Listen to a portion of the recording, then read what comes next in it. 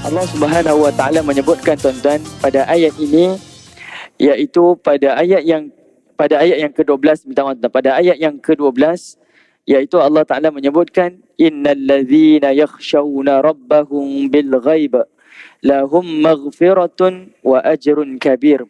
Setelah Allah Subhanahu Wa Taala bercerita tentang azab yang akan ditimpakan kepada penghuni-penghuni neraka, maka pada ayat yang ke-12 Allah bercerita berkaitan tentang nikmat-nikmat yang Allah sediakan di dalam syurga. Bismillahirrahmanirrahim. Assalamualaikum warahmatullahi wabarakatuh. Alhamdulillahi rabbil alamin. Nahmaduhu wa nasta'inuhu wa nastaghfiruh. Wa na'udzu billahi min syururi anfusina wa min sayyiati a'malina. من يهده الله فلا مضل له ومن يضلل فلا هادي له أشهد أن لا إله إلا الله وحده لا شريك له وأشهد أن محمدا عبده ورسوله اللهم همنا رشدنا وعذنا من شر نفسنا ربي زدنا علما نافعا وارزقنا فهمه اللهم فهم النبيين وحفظ المرسلين وإلهام الملائكة المقربين برحمتك يا أرحم الراحمين سبحانك لا علم لنا إلا ما علمتنا إنك أنت العليم الحكيم ولا حول ولا قوة إلا بالله العلي العظيم. Amma ba'. Alhamdulillah. Pertamanya kita syukur pada Allah Subhanahu Wa Taala di atas kesempatan yang Allah izinkan kepada kita pada pagi ini. Sama-sama kita berada di dalam majlis ilmu. Moga-moga Allah Subhanahu Wa Taala akan membimbing hati-hati kita dengan taufik dan hidayah. Seterusnya Allah Ta'ala akan menerangi jalan-jalan kehidupan dunia ini dengan cahaya ilmu, sehinggalah kita kembali nanti ke negeri akhirat dalam keadaan Allah meredai dan menerima amalan kita, insya-Allah. Amin. Amin ya rabbal alamin. Baik tuan-tuan, puan-puan, ibu-ibu, ayah-ayah yang dirahmati oleh Allah Subhanahu Wa Taala, insya-Allah untuk pagi ini kita akan sambung lagi tafsir dan tadabbur kita, iaitu pada surah yang ke-67, iaitu surah Al-Mulk. Surah yang ke-67 iaitu surah Al-Mulk. Saya jemputlah pada tuan-tuan, ibu-ibu, ayah-ayah untuk sama-sama dengan saya boleh buka Quran, tengok pada surah Al-Mulk, iaitu surah yang ke-67. Dan hari ini kita akan sambung iaitu pada ayat yang ke-21. Kita akan sambung pada ayat yang ke-21. Baik. Allah Subhanahu Wa Taala menyebutkan tuan-tuan pada ayat ini, iaitu pada ayat yang ke-12, minta maaf, pada ayat yang ke-12, iaitu Allah Ta'ala menyebutkan innal ladzina yakhshawna rabbahum bil ghaib lahum maghfiratun wa ajrun kabir. Setelah Allah Subhanahu Wa Ta'ala bercerita tentang azab yang akan ditimpakan kepada penghuni-penghuni neraka, maka pada ayat yang ke-12 Allah bercerita berkaitan tentang nikmat-nikmat yang Allah sediakan di dalam syurga. Kenapa tuan-tuan? Okey. Kalau tuan-tuan perhatikan daripada ayat yang kedua surah Al-Mulk sehinggalah ayat yang ke-12, ada 10 ayat yang telah berlalu ni tuan-tuan. Allah bercerita berkaitan tentang kekuasaannya dan Allah bercerita tentang kerajaannya, iaitu kerajaan Allah adanya di dunia dan kerajaan Allah adanya juga di hari akhirat. Di dunia, kerajaan Allah adanya di bumi dan kerajaan Allah adanya di langit. Di bumi itu yang Allah kata khalaqal mauta wal hayata liyabluwakum ayyukum ahsanu amala. Seluruh makhluk yang ada di atas muka bumi ini, yang dimatikan maupun dihidupkan, itu adalah kuasa Allah. Tidak ada manusia yang boleh larang dan tidak ada manusia yang boleh halang keputusan Allah. Manakala kekuasaan Allah yang berada di langit, apabila Allah menyebutkan allazi khalaqa sab'a samawatin tibaqa, Allah menyebutkan dialah Tuhan yang menciptakan 7 langit yang bertingkat-tingkat. Allah gunakan kalimah 7 dan Allah menggunakan kalimah bertingkat. Kenapa? Sebab bila Allah berbicara berkaitan tentang kerajaannya, maka Allah menggunakan kalimah 7 langit. Selalunya Allah akan menyebutkan dengan kalimah khalaqas samawat. kalimat sama' tu disebut dalam bentuk jamak muannas salim. Tetapi Allah sengaja menyebutkan dengan kalimat sab'ah. Kerana apa tuan-tuan? Macam kita lah. Kalau saya kata saya kaya, biasa sangat. Tapi kalau saya kata saya ada 7 Porsche, kaya lah. Angka tu tuan-tuan untuk menunjukkan bilangan yang besar. Kalau 1 pun hebat, kalau 7 lebih hebat. Dan Allah menggunakan kalimat tibaqa. Tibaqa ni tuan-tuan artinya bertingkat-tingkat. Yang mana tingkatan yang bawah dia lebih kecil berbanding dengan tingkatan yang atas. Tingkatan yang atas dia lebih besar daripada tingkatan yang bawah. Jadinya bila Allah kata walaqad zayyana as-samaa'a ad-dunya bimasabih. Tingkatan langit yang pertama ini adalah langit dunia kata Allah. As-samaa'a ad-dunya. Yang mana langit dunia ini kata Allah adalah langit yang zayyana, yang dihiasi dengan masabih, bintang-bintang. Selagi mana tuan-tuan nampak bintang, selagi itulah dikenali sebagai langit dunia. Dan langit dunia itu adalah langit yang pertama. Kalaulah langit pertama seluas ini tuan-tuan, sebesar ini yang tidak ada makhluk tahu mana awal dan mana akhirnya, seluas mana langit ni tuan-tuan, maka ketika itulah kita perlu berfikir, kalau langit pertama seperti ini, bagaimana dengan langit yang kedua? Bagaimana dengan langit yang ketiga? Seterusnya sampailah langit yang ketujuh. Habis tu tuan-tuan, Allah bercerita berkaitan tentang azab di dalam neraka Allah. Kerajaan Allah adanya di dunia dan kerajaan Allah adanya di hari akhirat. Di hari akhirat, kerajaan Allah adanya di dalam neraka dan kerajaan Allah adanya di dalam syurga. Maka ayat 12 tuan-tuan, Allah menyebutkan tentang syurga. Kata Allah Subhanahu wa taala, innal ladzina yakhshawna rabbahum bil ghaib. Sesungguhnya orang yang yakhshawn. Yakhshawn ni tuan-tuan artinya takut. Rabbahum kepada Tuhan mereka bil ghaib. Perhatikan kalimah yakhshawn. Yakhshawn tuan-tuan merupakan salah satu daripada perkataan takut. Takut ni kebiasaannya digunakan dalam 2 kalimah. Pertama disebut sebagai al-khawf. Satu lagi disebut sebagai al-khasyah. Al-khawf dan al-khasyah. Pada surah Al-Mulk, Allah Ta'ala menggunakan kalimah al-khasyah. Kalimah yakhshawn tu dia datang daripada kalimah al-khasyah. Apa beza al-khawf dan al-khasyah tuan-tuan? Iaitu pada kalimah al-khawf itu artinya takut, manakala kalimah al-khasyah orang yang takut, perasaan takut ataupun perasaan cemas kerana ilmu pengetahuan. Kalimah khauf ni tuan-tuan itu fitrah. Kita ada rasa takut. Ada tempat-tempat yang kita takut. Tetapi kalimah khasyah takut dengan ilmu pengetahuan. Tapi tak dinafikan tuan-tuan. Kebiasaannya kita takut adalah dengan sesuatu yang kita tidak tahu. Sebab itu kita ni bermusuh dengan sesuatu yang kita tidak tahu. Kita tak tahu benda yang akan datang tuan-tuan. Kita tak tahu apa yang akan berlaku pada masa hadapan. Yang itulah yang kita takut. Sebab itu ada orang dia cari bomoh. Sebab itu ada orang dia cari dukun. Sebab itu ada orang cari tukang ramal, tukang nasib. Kerana apa? Dia tak tahu masa hadapan. Dia bermusuh dengan masa hadapan dia. Maka dia cuba cari sesuatu yang boleh menjamin masa hadapan dia. Ini kalimah khauf. Normal tuan-tuan. Tetapi Allah memandu kita dengan ilmu.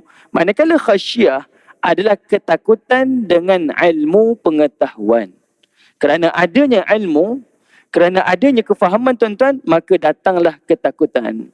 Sebab itu Allah Subhanahu wa taala menyebutkan dalam surah Fatir, kata Allah Subhanahu wa taala, innama yakhshallaha min ibadatil ulama. Sesungguhnya orang yang benar-benar takutkan Allah adalah daripada hamba-hamba Allah yang al-ulama. Ulama di sini tuan-tuan tak semestinya merujuk kepada yang faham dalam urusan agama. Tapi ulama ni dalam bentuk yang lebih umum. Kalau dia ada ilmu pengetahuan dan ilmu pengetahuan itu membawa dia gerun dan takut kepada keagungan Allah, itulah al-ulama. Sama ada dia bahagian geologi, sama ada dia bahagian astronomi, dan apa-apa sekalipun tuan-tuan berkaitan tentang cabang ilmu, kerana ilmu itu membawa dia takut dan gerun kepada Allah, itulah yang disebutkan sebagai ibadatil ulama. hamba-hamba Allah yang al-ulama, mengetahui tentang kebesaran dan keagungan Allah. Kita tengok langit tuan-tuan, datang gerun dan ketakutan pada Allah. Itulah namanya khasyah. Kita kaji bumi tuan-tuan, membawa ketakutan kepada Allah. Itulah namanya khasyah. Kita belajar ilmu biologi, tahu kebesaran Allah, betapa urat-urat saraf ni sangat-sangat halus. Itu membawa ketakutan kepada Allah. Itu pun namanya khasyah. Kita kenal Allah, kita tahu Allah, maka itu menambahkan ketakutan kepadanya. Itulah namanya khasyah. Okey. Baik, tuan-tuan yang dirahmati oleh Allah. Lalu Allah Taala kata apa? Takut di situ adalah takut dengan bil ghaib. Bil ghaib. Kalimah al-ghaib diterjemahkan kepada dua tafsiran. Tafsiran pertama iaitu ketakutan dengan perkara-perkara ghaib, perkara ghaibiat, perkara sam'iyat. Kita dengan asbab kita belajar Quran dan kita belajar sunnah tuan-tuan, maka kita kenal adanya hari kebangkitan, adanya yaumul mahsyar, adanya neraka dan sebagainya, menambahkan ketakutan kita kepada Allah dan membuatkan kita mempersiapkan bekalan-bekalan akhirat kita. Maka kita termasuk dalam kategori ini. Itulah yang dinamakan takut kepada Allah dengan hal-hal ghaib. Takut kepada Allah dengan hal-hal ghaib. Kerana adanya ilmu, kita tahu cerita di hari akhirat, maka menyebabkan kita mempersiapkan bekalan-bekalan kita. Maka kita termasuk dalam kategori ini. Tafsiran yang kedua tuan-tuan, kalimah al-ghaib adalah merujuk kepada orang yang takutkan kepada Allah bil ghaib. Artinya dalam keadaan bersendirian. Tuan-tuan buat nota sikit tuan-tuan. Kalimah al-ghaib di sini tafsiran yang kedua iaitu dalam keadaan bersendirian. Ketika dalam keramaian tuan-tuan, dialah yang paling gerun pada Allah. Tetapi ketika mana dia bersendirian, dialah orang yang paling tidak takutkan Allah. Ini hati-hati tuan-tuan. Kita sendiri boleh tanya pada diri kita, adakah saya duduk di tempat tersebut? Jadinya pada ayat yang ke-12 ni tuan-tuan, Allah mengajarkan kepada kita, orang yang takutkan kepada Allah adalah orang yang takut ketika mana dia bersendirian. Dan inilah sebenarnya diri kita yang sebenar. Ketika mana kita di hadapan manusia tuan-tuan, itu bukan watak dan diri kita. Ketika mana kita bersendirian, itulah hubungan kita dan itulah perangai kita yang sebenar dengan Allah Subhanahu wa taala. Orang yang ada dua-dua perkara ni tuan-tuan, kerana tahunya hari akhirat, takut kepada hari akhirat menyebabkan dia mempersiapkan bekalan akhirat dia. Dan orang yang takutkan Allah ketika mana bersendirian, Allah menjamin ada dua ganjaran. Pertama kata Allah, lahum maghfirah. Allah akan memberikan kepadanya pengampunan, maghfirah. Wa ajrun kabir, dan Allah akan memberikan kepadanya balasan yang paling besar, iaitu syurga Allah Subhanahu wa taala. Sebab itu Al-Imam Al-Ghazali menyebutkan tuan-tuan, seseorang yang tahu kesusahan dan kesulitan di yaumul mahsyar, dia tahu betapa beratnya ujian di yaumul mahsyar, itulah yang menjadikan dia rasa ringan untuk melakukan ketaatan pada Allah dan rasa ringan untuk meninggalkan maksiat di sisi Allah. Tetapi seseorang yang tidak tahu beratnya ujian di hari yaumul mahsyar, maka itulah yang menyebabkan dia rasa berat untuk melakukan ketaatan pada Allah dan dia rasa berat untuk meninggalkan maksiat kepada Allah Subhanahu wa taala. Okey. Baik, tuan-tuan yang dirahmati oleh Allah Subhanahu wa taala. Sikit tuan-tuan. Kalau tuan-tuan boleh semak, cuba tengok pada surah Al-Baqarah. Tuan-tuan tengok pada surah Al-Baqarah, perhatikan pada ayat yang ke-74. Surah Al-Baqarah, tuan-tuan tengok pada ayat yang ke-74. Allah bercerita berkaitan tentang sifat-sifat hamba Allah yang takutkan kepada Allah. Surah Al-Baqarah, surah yang kedua, ayat yang ke-74. Kata Allah Subhanahu wa taala, "Thumma qasat qulubukum min ba'di dhalik." Kata Allah Subhanahu wa taala, kemudian sesudah itu hati kamu pun menjadi keras. Fahiya kal hijarah.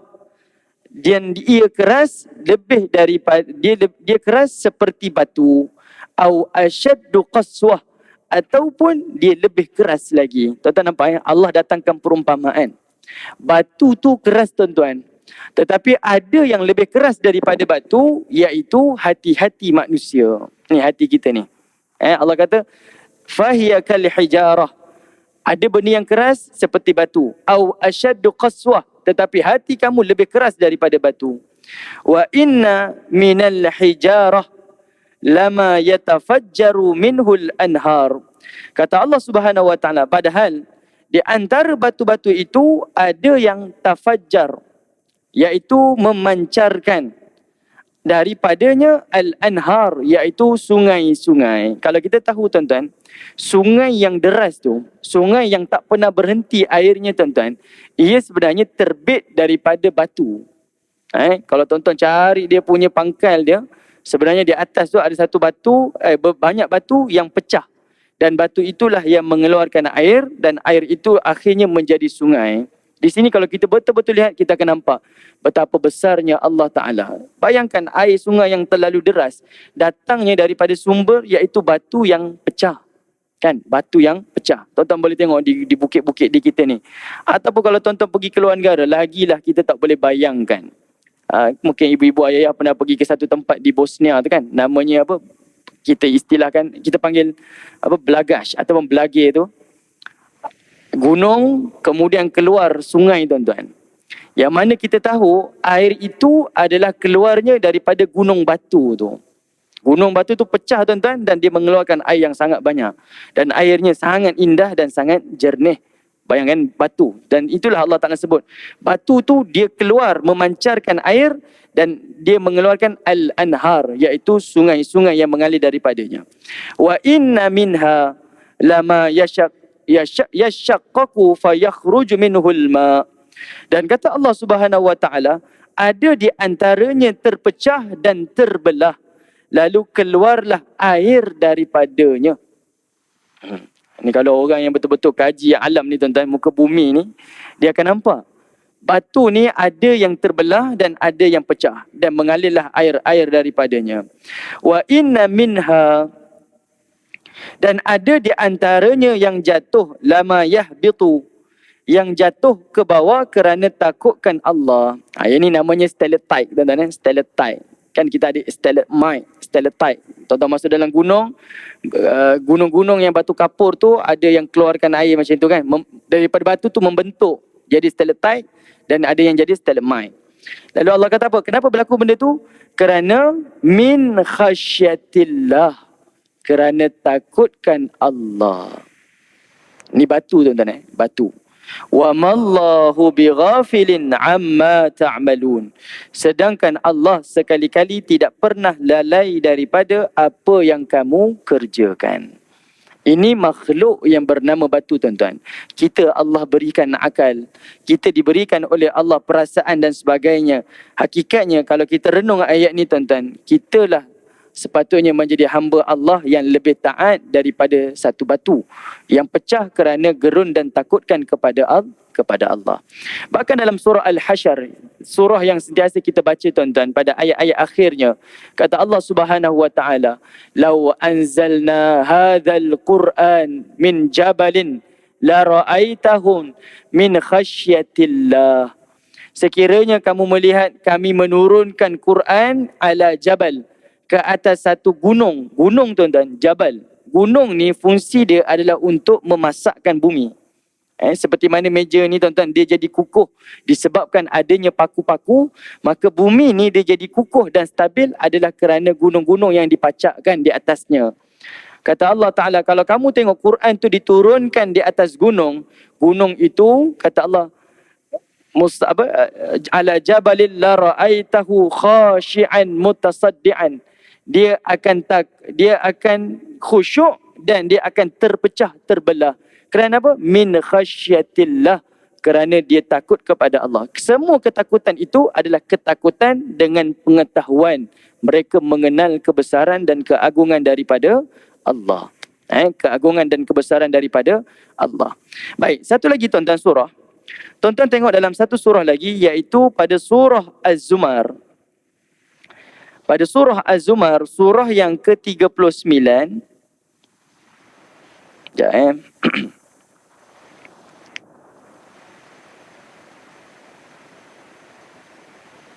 Surah Az-Zumar pada surah yang ke-39.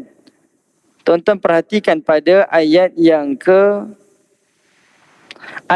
ke-23. Surah Az-Zumar, surah 39, ayat yang ke-23. Allah Subhanahu wa taala menyebutkan, tuan-tuan, Allahu nazzala ahsanal hadith. Allah lah yang menurunkan sebaik-baik al-hadith, iaitu perkataan. Kitaban, iaitu Al-Quran. Mutasyabihan, mathaniya, taqsya'irru minhul juludul ladzina yakhshawna rabbahum. Yang mana bersamaan kandungannya di antara satu sama dengan yang lain, iaitu bergabung di antara ayat-ayat kebenaran dan ayat-ayat yang disusun dengan keindahan. Ini kelebihan Al-Quran, tuan-tuan. Perkataannya, bahasanya indah dan dia adalah fakta-fakta yang tepat dan benar. Dan kata Allah Subhanahu wa taala, dan ia disampaikan dalam bentuk yang berulang-ulang. Okey. Kemudian Allah kata apa? Juludul ladzina yakhshawna rabbahum. Maka oleh itu orang yang membacanya dan orang yang mendengarnya, kulit-kulit mereka ini, julud, kulit-kulit mereka ini akan rasa takut kepada Allah Ta'ala. Kita baca ayat-ayat Quran ni, tuan-tuan, meremang bulu roma, bertambah iman. Yang inilah tanda orang yang takut kepada Allah, khasyatillah. Kalimah julud tu, tuan, julud tu artinya kulit. Sebab itu orang Melayu panggil jilid. Jilid, ni jilid 1, jilid 2. Julud tu maksudnya kulit. Okey, kulit ke kulit, tuan-tuan. Kulit ni dia akan rasa, dia akan memberi kesan, mungkin meremang dan sebagainya kerana takutkan kepada Allah. Thumma talinu juluduhum wa qulubuhum ila zikrillah. Dan kemudian kulit-kulit mereka dan juga hati-hati mereka menjadi tenang dan tenteram kerana mengingati Allah Subhanahu wa taala. Okey. Dia bukan sekadar takut yang menyebabkan seseorang tu jadi putus asa. Takut di sini bukan artinya membuatkan kita, tuan-tuan, lari daripada Allah. Tetapi ketakutan ini adalah untuk menjadikan kita ni lebih tenteram untuk mengingati Allah. Zalika hudallah yahdi bihi man yasha. Demikianlah Allah memberikan hidayah sesiapa yang Allah kehendaki. Wa man yudlilillah fama lahu min had.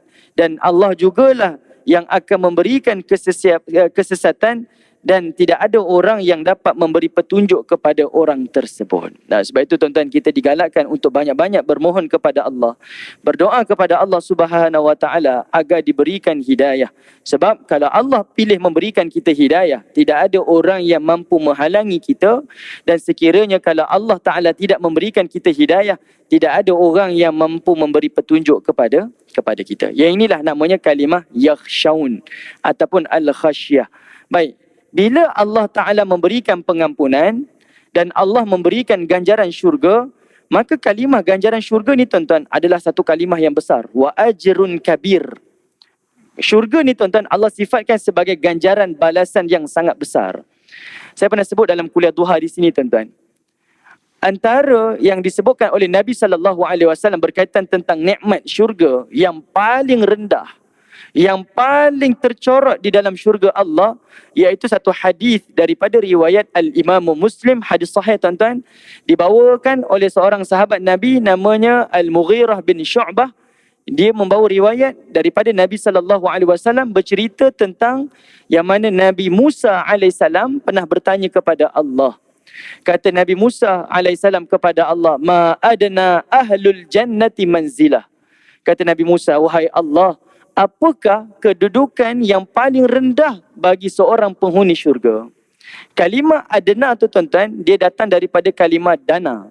Dana ni adalah tempat yang paling bawah. Tak ada tempat yang lebih rendah daripada dana ni. Sebab itu dunia dikenali sebagai dunia. Dunia ni datang daripada kalimah dana. Dia adalah tempat yang paling bawah. Tak ada tempat yang lebih bawah daripada dunia. Jadi Nabi Musa tanya, ma adna, apakah tempat yang paling rendah, paling tercorot bagi penghuni syurga? Maka Allah pun kata, rajulun yaji'u ba'dama udkhila ahlul jannatil jannah orang yang paling rendah kedudukannya dalam syurga, yang paling tercorot dalam syurga adalah orang yang paling akhir masuk ke dalam syurga Allah. Dia orang paling akhir sekali. Lalu kata Allah, udkhulil jannah, masuk dalam syurga. Lalu dia pun masuk, tuan-tuan. Dan dia pun kata, ayyi Rabb, wahai Allah, kaif wa qad nazalallahu manazilahum wa akhadhu akhadhatihim. Dia bertanya pada Allah, wahai Allah, macam mana saya nak masuk ke dalam syurga engkau? Sedangkan syurga engkau ini telah dipenuhi dan diambil tempat-tempatnya oleh penghuni-penghuni syurga yang lebih awal. Lalu Allah tanya, atarda an yakuna laka mithlu mulkin min mulukid dunya? Malikin min mulukid dunya? Allah tanya, nak tak kalau aku jadikan kepada engkau satu syurga mithlu mulkin, adalah seperti satu kerajaan. Malikin min mulukid dunya, kerajaan seorang raja yang paling terkaya di dunia. Artinya, orang yang paling miskin dalam syurga Allah, yang paling tercorot kedudukannya dalam syurga Allah adalah orang yang memiliki kerajaan seorang raja yang paling terkaya di dunia, tuan-tuan. Yang inilah yang Allah kata, wa ajrun kabir.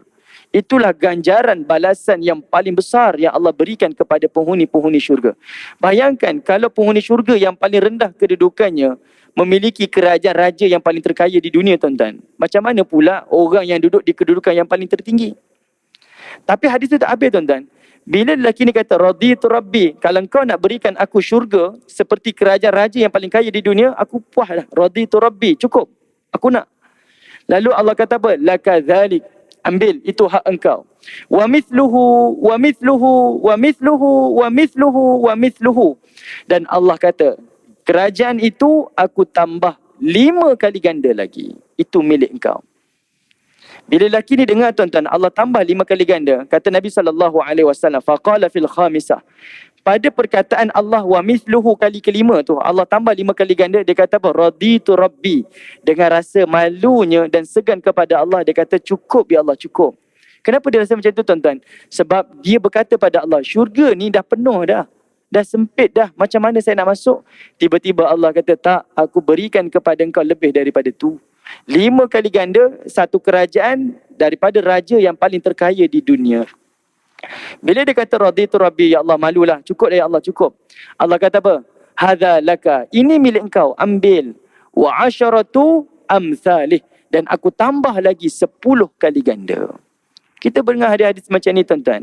Ini menyebabkan kita kalau diberikan nikmat, kekayaan, kebesaran, tuan-tuan, kita tak rasa sombong. Sebab kita tahu yang kita dapat ini adalah sangat kecil kalau nak dibandingkan dengan nikmat wa ajrun kabir yang paling besar yang Allah berikan di dalam syurganya. Dan kalau kita ni tak diberikan nikmat dan kita melihat orang lain diberikan nikmat, kita tak rasa hasad. Sebab kita tahu apa yang dimiliki itu adalah sangat sedikit berbanding dengan kesabaran kita. Allah akan gantikan dengan nikmat syurga yang lebih besar. Tak puas dengan tu, tuan-tuan, Allah tambah lagi. Laka mashtahat nafsuk wa ladzat ainuk, kata Allah. Dan kamu minta apa yang kamu inginkan, aku tunaikan. Dan kamu minta apa yang paling indah di mata engkau, aku akan tunaikan. Seluruh yang kita minta, tuan-tuan, semuanya akan ditunaikan oleh Allah Subhanahu wa ta'ala. Ada hadis-hadis yang lain, tuan-tuan. Bila Allah Ta'ala takdirkan seseorang itu masuk syurga dan dia adalah penghuni syurga yang terakhir. Bila Allah tawarkan, minta apa yang kamu nak, dia minta, dia minta, dia minta. Disebut semua benda yang dia nak. Lalu Allah kata apa? Aku mustajabkan, aku makbulkan. Dia minta-minta, akhirnya penghuni syurga ni kata apa? Raditu rabbi, cukup. Dah tak tahu nak minta apa, dah habis dah. Lalu Allah ingatkan dia pula, nikmat yang ini tak nak minta ke? Yang ini tak nak minta ke? Dia pun kata, saya nak lagi. Nak juga. Yang itu pun nak juga. Yang ini pun nak juga. Akhirnya bila disebut-sebut, tuan-tuan, dia pun kata, ya Allah, raditu rabbi, cukup. Dah, habis dah. Tak tahu nak minta apa. Lalu Allah kata, seluruh yang kamu minta itu, wa asharatu amsalih, aku ganda-gandakan 10 kali ganda. Dan lelaki ni kata apa? Dia kata apa? Ma'u'tiya ahadun mithlu ma'u'titu. Tidak ada orang yang pernah dapat nikmat ini seumpama ini melainkan aku yang dapat nikmat ini. Dia merasakan tuan-tuan, dialah orang yang paling beruntung kerana dia memiliki nikmat yang orang lain tak pernah dapat. Tetapi hakikatnya kalau dia tahu, dialah orang yang paling miskin di dalam syurga Allah Subhanahu wa taala. Inilah wa ajrun kabir. Allah memberikan pengampunan dan Allah memberikan ganjaran yang besar kepada penghuni-penghuni syurga.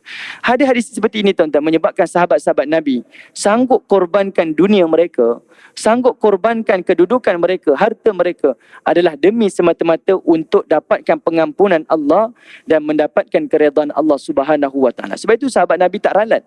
Kita keluar daripada Mekah pun tak ada masalah. Kita menuju ke Madinah yang tak dijamin apa-apa oleh Nabi. Nabi tak pernah jamin kehidupan yang lebih selesa di Madinah tuan-tuan. Bahkan mereka terpaksa keluar berperang dan syahid di medan-medan perang Nabi SAW. Hanya Nabi menjanjikan satu je. Aku hanya menjanjikan kepada kamu iaitu syurga. Aku hanya menjanjikan kepada kamu syurga. Satu jaminan yang mereka tak nampak. Tetapi Allah menyebutkan dalam surah At-Taubah. As-sabiqunal awwalun minal ansar wal muhajirin. Golongan-golongan yang paling awal daripada golongan ansar dan muhajirin. Golongan ini redha kepadaku waradu'an, dan aku redha kepada mereka. Mereka ini adalah penghuni-penghuni syurga Allah Subhanahu wa taala. Baik, tuan-tuan yang dirahmati Allah, perhatikan ayat ke-13. Allah Ta'ala menyebutkan wa asirru qawlakum awijharu bih innahu alimun bidhatis sudur ala ya'lamu man khalaqa wa huwal latiful khabir. Pada ayat 13 dan ayat yang ke-14 tuan-tuan, Allah menyebutkan setelah Allah selesai bercerita tentang kekuasaan dan kerajaan Allah ada di bumi dan ada di hari akhirat, di dunia dan di hari akhirat, maka Allah sebutkan lagi antara kekuasaan aku adalah wa asirru qaulakum awijharu bih. Aku mengetahui apa yang kamu sir, qaulakum, apa yang kamu rahsiakan daripada perkataanmu. Awijharu bih, dan aku juga tahu apa yang kamu lahirkan daripada perkataanmu. Hati-hati tuan-tuan. Kalau kita jumpa raja tuan-tuan, seorang raja, dia ni kalau kita jumpa, kita akan jagalah perkataan kita. Apa yang kita sebut, dia ada tertib-tertib dia. Mungkin kita dah hafal sekian-sekian dialog, takut tersalah kata, nanti dia murka dan sebagainya. Perkataan yang kita sebut tuan-tuan, ini adalah perkataan yang zahir saja. Tapi Allah sebagai Malikin min muluk ni tuan-tuan, raja daripada raja ni, dia ni mengetahui apa yang kita zahir dan apa yang kita sembunyikan. Sebab itu bila kita mendirikan solat tuan-tuan, Allah tak menilai hanya yang zahir, tetapi Allah menilai juga yang batin. Sebab itu tak boleh ada orang kata apa, walaupun saya ni zahirnya nampak macam ni, walaupun lidah saya ni tak ada insurans, tetapi hati saya baik. Tuan-tuan, tak boleh tuan-tuan. Sebab Allah menilai kita zahir dan juga batin. Dan ayat ini sepatutnya memberi ancaman kepada kita. Kita rasa kerdil. Sebab apa? Tidak ada satu pun yang menjadi rahsia di sisi Allah. Saya bagi contoh tuan-tuan. Sepatutnya ayat ni Allah tak payah kata pun awijharu bih. Sepatutnya tak perlu. Cukup Allah kata wa asirru qaulakum. Aku tahu apa yang kamu sembunyikan perkataanmu. Bila kata macam itu tuan-tuan, kita pun maklum kalau benda yang sembunyi Allah tahu, yang zahir mesti Allah tahu. Tapi Allah tak kata macam tu. Allah kata wa asirru qaulakum awijharu bih. Aku tahu apa yang kamu rahsiakan dan apa yang kamu zahirkan. Kenapa Allah sebut yang zahir juga tuan-tuan? Sepatutnya Allah sebut yang kamu sembunyi aku tahu. Tak perlu sebut yang zahir, tapi Allah sebut. Para ulama tafsir melihat tuan-tuan, Allah sengaja sebut zahir dan batin. Sebab di sisi Allah, Allah melihat zahir dan batin ini adalah benda yang sama. Perkara yang menjadi penilaian daripada Allah. Kita tengok seseorang tuan-tuan menilai daripada zahir. Tetapi Allah menilai kita zahir dan batin. Dua-dua ni tidak ada perbezaan di sisi Allah. Allah nampak kedua-duanya. Okay? Itu sebab itu Allah Ta'ala highlight kalimah sir dan kalimah jahar. Apa yang kamu rahsiakan dan apa yang kamu zahirkan. Dan kata Allah, innahu alimun. Dan sesungguhnya Allah itu alimun, Tuhan yang mengetahui bidhatis sudur, apa yang berada segala isi hati kamu. Seluruh isi hati kita ni Allah tahu tuan-tuan. Seluruhnya, tidak ada yang terkecuali dan tidak ada yang tersembunyi di sisi Allah Subhanahu wa ta'ala. Kenapa Allah tahu tuan-tuan? Macam mana Allah tahu zahir dan batin kita? Maka Allah explain, ala ya'lamu man khalaqa. Kata Allah Subhanahu wa taala, apakah Allah Tuhan yang menciptakan kamu ini tidak mengetahui? Sebab apa dia tahu? Sebab dialah yang khalaqa, dialah yang menciptakan kita. Benda tu berada di mindset kita. Macam mana Allah tahu segala yang saya buat? Kerana dialah Tuhan yang ciptakan saya.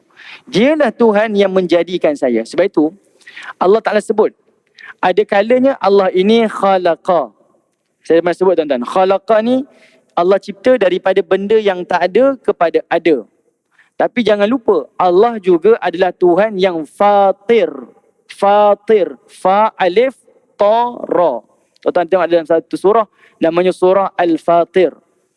Fatir ni apa tuan-tuan? Tuhan yang menciptakan daripada tidak ada kepada ada. Dan ditambah lagi, dan dia menyempurnakan. Maksudnya, Allah cipta daripada tak ada kepada ada, lalu Allah sempurnakan tuan-tuan. Allah jadikan fatiras samawati wal ard. Allah jadikan langit-langit yang bertingkat-tingkat dan Allah jadikan bumi. Allah tak cipta dan tinggal tuan-tuan. Allah cipta dan Allah sempurnakan. Apa keperluan di langit, Allah sempurnakan. Apa keperluan di bumi, Allah sempurnakan. Sudahlah Allah yang cipta, sudahlah Allah yang sempurnakan, sudahlah begitu juga tuan-tuan, Allah memberikan hidayah. Tuan-tuan boleh baca dalam surah yang mana Allah Ta'ala sebutkan dalam surah Al-A'la, Sabbihisma rabbikal a'la alladhi khalaqa fasawwa. Allah ini Tuhan yang maha tinggi. Dia yang ciptakan kamu, fasawwa, dan dia sempurnakan kamu. Walladhi qaddara, dan Allah lah Tuhan yang menentukan takdir kamu. Dan Allah lah yang telah menetapkan ukuran kadar-kadar kepada kamu. Qaddara fahada, dan Allah Tuhan yang memberi hidayah kepada kamu. Punya sayang Allah kepada kita tuan-tuan. Dia yang cipta, dia yang sempurnakan, dia yang tentukan takdir dan kadar kita. Akhir sekali Allah memberikan hidayah. Cuma bezanya kalimah fahada dekat situ, dia merujuk kepada hidayah kauniyah. Hidayah kauniyah ni tuan-tuan, dia bukan hidayah dari sudut agama. Itu hidayah yang kita pilih dan kita kena cari. Hidayah kauniyah ni dalam bahasa kita disebut sebagai ilham. Tuan-tuan pergi ke negara yang duduk di pelusuk dunia, negara yang sejuk membeku, ada tak manusia hidup? Ada. Macam mana dia boleh survive? Kerana adanya hidayah. Allah berikan dia ilham dan ilmu untuk dia survive di negara yang sejuk membeku. Tuan-tuan pergi ke negara yang kering kontang, panas terik, ada tak manusia hidup? Ada. Kerana apa? Kerana Allah memberikan mereka hidayah. Punya sayang Allah Ta'ala. Ada ke manusia boleh buat macam ni? Tuan-tuan, tak boleh. Tuan-tuan beli satu kereta yang paling mahal, tiba-tiba tayar pancit, boleh pump sendiri ke? Tak boleh. Kita yang kena pump sendiri tuan-tuan. Sudahlah bayar mahal, kena pump sendiri pula. Tapi Allah Ta'ala, dialah yang ciptakan kita, dia yang sempurnakan kita, dan dialah yang memberikan hidayah. Tuan-tuan ketip kuku, keluar balik kukunya tuan-tuan. Kita ketip kuku, kuku tumbuh. Tapi tuan-tuan boleh fikir tak? Kuku ni, yang tumbuh hanya kuku, tetapi tidak jari. Yang panjang hanya kuku tuan-tuan, tetapi tidak jari. Itu namanya Allah ni telah menetapkan kadar dengan ilmunya.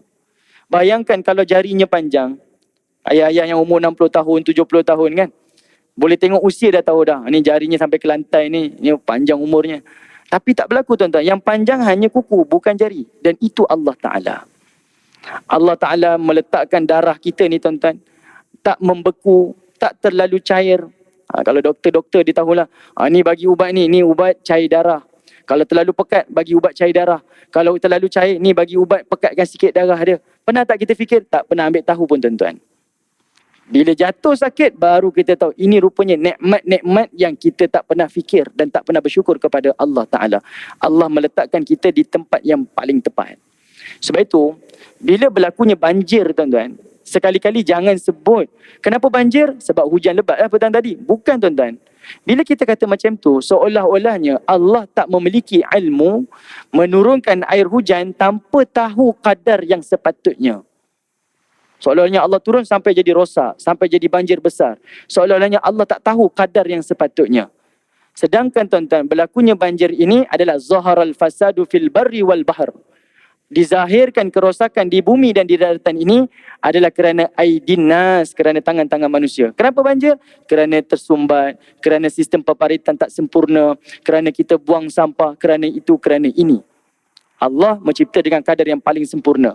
Yang merosakkan adalah tangan-tangan manusia itu sendiri. Baik, last sekali tuan-tuan Allah kata, wa huwal latiful khabir.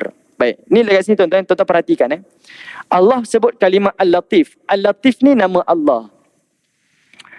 Ada 3 sifat yang Allah sebut dekat sini tuan-tuan. Minta maaf, ada 4 sifat. Pertama, macam mana Allah tahu zahir dan batin kita, rahsia dan terzahir daripada kita? Kerana Allah Tuhan yang Al-Alim. Tengok ayat 13. Allah Tuhan yang Maha mengetahui.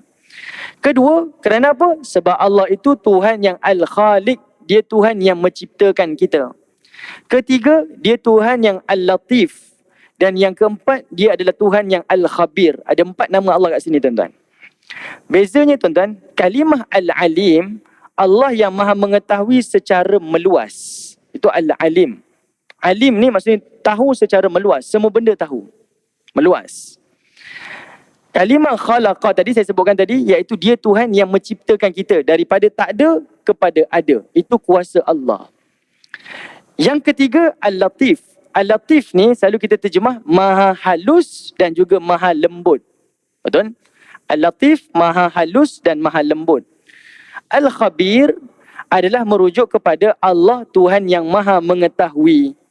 Al-Khabir dia macam Al-Alim juga. Bezanya, kalau Al-Alim dia tahu secara meluas, Al-Khabir dia tahu secara detail. Satu benda tu tuan-tuan dia tahu. Air ni, botol ni tuan-tuan dia tahu daripada apa diciptakan, bila diciptakan, bila mana dia ada. Dia tahu secara detail. Itu Khabir. Tetapi istimewanya tuan-tuan, Allah menggabungkan kalimah Al-Latif, Al-Khabir. Al-Latif ni maksudnya lain. Al-Khabir maksudnya lain. Tetapi kalau dua perkataan ni dihimpunkan, dia maksudnya lain. Boleh dapat tuan-tuan? Saya ulangi sekali tuan-tuan. Al-Latif, maha halus dan maha lembut. Al-Khabir, Tuhan yang maha mengetahui perkara yang sangat detail. Yang terperinci, yang kecil-kecil tu Allah tahu tuan-tuan. Tapi bila Allah gabungkan Al-Latiful Khabir, dia memberi satu makna yang lain. Apa dia tuan-tuan? Saya habis kat sini tuan-tuan. Al-Latiful Khabir ni artinya Allah ini Tuhan yang memberikan bantuan kepada tempat-tempat yang kita tidak sedar. Contoh macam ni. Punya halus Allah Ta'ala ni dan Tuhan Maha mengetahui ni. Semisal macam dalam kehidupan kita ni ada perkara-perkara yang kita tak sedar. Datangnya bantuan daripada Allah. Kita susah tuan-tuan. Kita sulit. Tiba-tiba diberikan kemudahan. Kebiasaannya manusia akan nampak, saya dapat benda ni kerana usaha saya. Saya dapat ini adalah kerana saya ni telah berusaha besar, saya telah berusaha lebih. Saya buat itu ni. Dia kembalikan kejayaan yang dimiliki kepada dia. Dia tak nampak adanya Allah. Di situ sebenarnya Al-Latiful Khabir. Allah memberikan bantuan. Allah memberikan pertolongan yang manusia tak perasan. Itulah Latiful Khabir. Bayangkan tuan-tuan, macam mana kita nak dapat sesuatu perkara, siapa yang menjaga keluarga kamu? Allah. Kalau yang belajar di luar negara tuan-tuan, dia nak dapatkan satu PhD, punya sukar dengan kewangan yang terhad, tempat tinggal, anak-anak, isteri dan sebagainya. Tapi bila dia dapat, dia rasa apa? Saya berusaha, dulu saya dah survive dah. Dia lupa tuan-tuan, Allah memberikan bantuan. Macam mana sudah bantuan? Allah jaga emosi isterinya. Allah melindungi keluarganya daripada kesakitan. Bayangkan kalau Allah timpakan musibah, masuk hospital, sikit-sikit masuk hospital, sikit-sikit masuk hospital. Boleh ke dia habiskan PhD dia? Tak boleh. Tetapi Allah datangkan bantuan sampai manusia tak sedar adanya Allah. Itu namanya Latiful Khabir. Banyak sudut dan yang lain tuan-tuan, contoh-contoh yang lain. Tapi inilah Allah Subhanahu wa Ta'ala. Baik, kita berhenti pada ayat ke-14 tuan-tuan. InsyaAllah kita akan jumpa nanti pada ayat yang ke-15. Dan 15 ni kita boleh kata di sini Allah Ta'ala tukar dia punya nada dia. Dan Allah sebut ada sesuatu yang lebih besar lagi pada ayat yang ke-15. Wallahu Ta'ala a'lam. Mudah-mudahan ada manfaat daripada majlis ini. Dan saya mohon maaf atas kelewatan hari ini tuan-tuan. Semoga Allah Ta'ala terima amalan kita insya-Allah. Assalamualaikum warahmatullahi wabarakatuh.